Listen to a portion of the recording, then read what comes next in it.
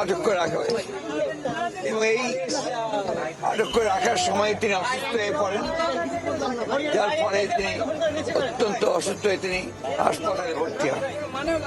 তারপরেই আমরা বারবার ফ্যাসিস্ট আওয়ামী লীগ সরকারকে, হাসিনাকে আমরা অনুরোধ করেছিলাম এটা চিকিৎসার জন্য তাকে বাইরে যাওয়ার সুযোগ করে দেওয়া হোক, কিন্তু এই ফ্যাসিস্ট হাসিনা তিনি কোনো কথাতেই কর্ণপাত করেননি।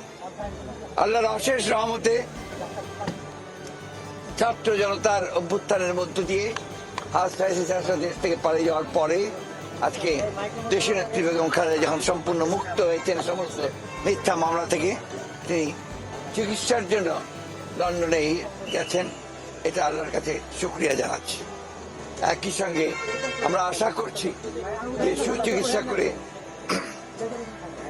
দেশের বেগম খালেদা জিয়া আবার দেশের মানুষের কাছে ফিরে আসবেন।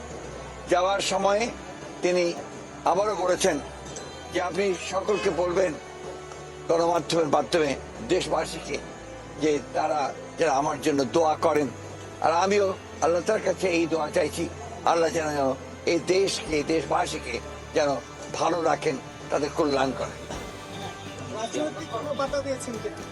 রাজনৈতিক বার্তা তো ওটাই, যেন ভালো রাখেন, সুস্থ রাখেন, গণতন্ত্রকে যেন প্রতিষ্ঠা করা হয়, গণতান্ত্রিক ব্যবস্থাকে যেন আমরা সবাই মিলে ফোল্ড করি। Thank you.